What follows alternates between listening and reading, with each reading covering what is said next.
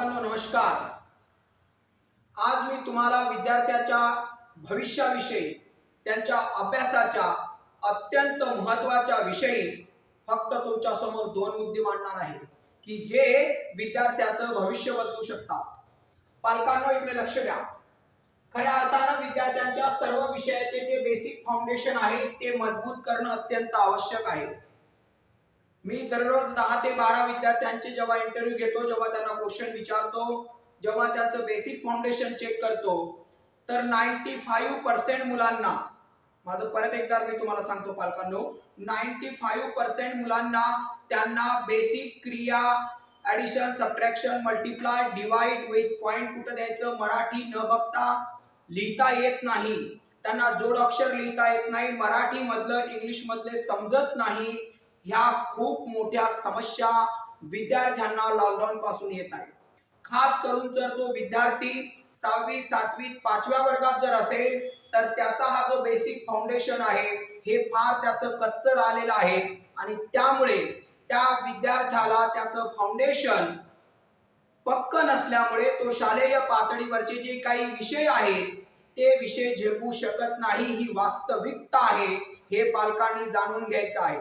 आता यावर उपाय काय, तर मी या मुलांसाठी ज्या विद्यार्थ्यांचं बेसिक फाउंडेशन कमजोर आहे या विद्यार्थ्यांसाठी दररोज 1.5 आवर म्हणजे अर्धा तास हा पूर्ण 1 इयरचा प्लॅन आहे। या 1 इयरच्या प्लॅन मध्ये दररोज त्या मुलाचं जर हाफ आवर अर्धा तास जर बेसिक फाउंडेशन घेतलं वेगळ्या क्लासमध्ये, ट्युशनच्या वेळेत नाही, तर खऱ्या अर्थानं त्याचं जे बेसिक फाउंडेशन आहे ते मजबूत झाल्याशिवाय राहणार नाही। कोणी म्हणत असेल की मी 1 महिन्यामध्ये 2 महिन्यामध्ये करून घेतो, शक्य नाही। पालकांनो हे लक्षात घ्या की जेव्हा वर्ग वाढतो, म्हणजे जर आपला मुलगा जर आता 6व्या वर्गात असेल तर 7व्या वर्गामध्ये वेगळं फाउंडेशन लागतं, इंग्लिशचं वेगळं फाउंडेशन लागतं, मराठीचं वेगळं फाउंडेशन लागतं, सायन्सचं वेगळं फाउंडेशन लागतं। कारण वर्गा बदलला की त्या वर्गाची त्या क्लासची क्षमता सुद्धा चेंज होते, ही गोष्ट लक्षात घ्या, बरोबर। तर त्यामुळे फाउंडेशन चेंज झालं की ते त्याला शिकवावंच लागतं, बरोबर आहे का नाही। सर्वात महत्वाचं की मी तुम्हाला सांगतो, एखाद्या मुलाला जर आपण सांगितलं की तू ॲडिशन कर, तर ॲडिशन सुद्धा प्रत्येक वर्ग वाईज स्टेप बाय स्टेप काय होत जाते, वाढत जाते। आपण आता 3रीच्या मुलांना तर 10 अंकी वजाबाकी नाही शिकू शकणार, 5 अंकी गुणाकार नाही शिकू शकणार, बरोबर। त्या वर्गासाठी त्या वर्गाच्या पुस्तकामध्ये जे आहे तेच त्याला शिकवावं लागणार, बरोबर आहे का नाही। आणि शालेय पातळीवर सुद्धा हे असं शिकवलं जातं, परंतु मात्र ते सुद्धा त्याला त्याच्या माइंड मध्ये त्याला समजत नाही, बसत नाही। त्याचं कारण असं आहे की पाठीमागच्या वर्गाचं, पाठीमागच्या क्लासचं त्याचं बेसिक फाउंडेशन पक्क झालेलं नसतं। पालकांनो हे लक्षात घ्या। त्यामुळे ज्यावेळेस मी विद्यार्थ्यांशी कम्युनिकेशन करतो, पालकांशी कम्युनिकेशन करतो, त्यावेळेस मला 100% असं दिसतं की त्या मुलाचं बेसिक फाउंडेशन पक्क झालेलं नसतं आणि म्हणून हे मुलं शालेय पातळीवरच्या युनिट टेस्ट मध्ये, सहामाही परीक्षेमध्ये, वार्षिक परीक्षेमध्ये मार्क्स त्यांना मिळणार नाहीत, ही गोष्ट वास्तविक आहे, बरोबर। मग का मिळत नाही पालक लोक, तू कच्चा आहेस, तू अभ्यास कर, बरोबर आहे का नाही। शाळेमध्ये टीचरांनी तुला शिकवलेलं आहे, क्लासमध्ये शिकवलं, तुला मार्क्स का मिळत नाही।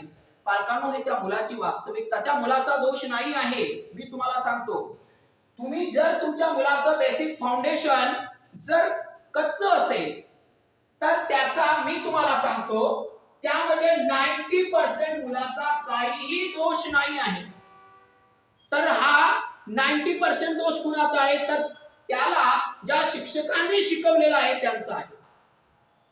हा महत्वाचा विषय आहे, कारण लहान मुल हे मातीचा गोळा असते, त्याला घडवणं कुणाचं काम, शिक्षकांचं काम, बरोबर आहे का नाही। मग म्हणून तुम्हाला मी सांगतो की बेसिक फाउंडेशन करून घेणं हे शिक्षकांचं काम आहे, त्यामुळे दोषी शिक्षक आहे। तुम्ही तुमच्या मुलाला दोष देऊ नका बेसिक फाउंडेशनच्या बाबतीत, समजलं। तर त्यामुळे खऱ्या अर्थाने शिक्षकांचं काम आहे आणि म्हणून ते शिक्षकांनी करून घेणं गरजेचं आहे। त्या मुलाला काय माहित तो बेसिक फाउंडेशनचा अभ्यास करू शकतो का, तो म्हणणार मी काय करू, त्याला माहित तर पाहिजे ना काय करायचं ते, बरोबर आहे का नाही। हे शिक्षकांचं काम आहे स्टेप बाय स्टेप मुलाला शिकवणं आणि तिन्ही विषयाचं। माझ्याकडे ऑल सब्जेक्टचा बेसिक फाउंडेशनचा प्लॅन आहे, ओके। खास करून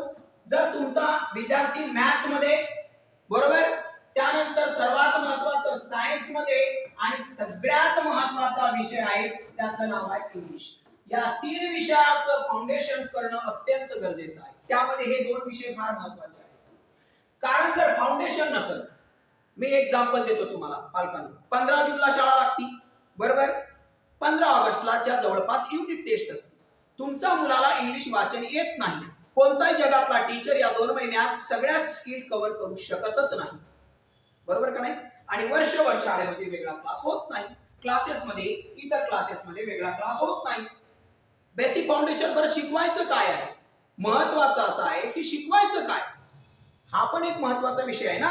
काय शिकवायचं बरं फाउंडेशन मध्ये हे शिक्षकांना माहित नसतं, बरोबर आहे का नाही. हा प्लॅन माझ्याकडे आहे.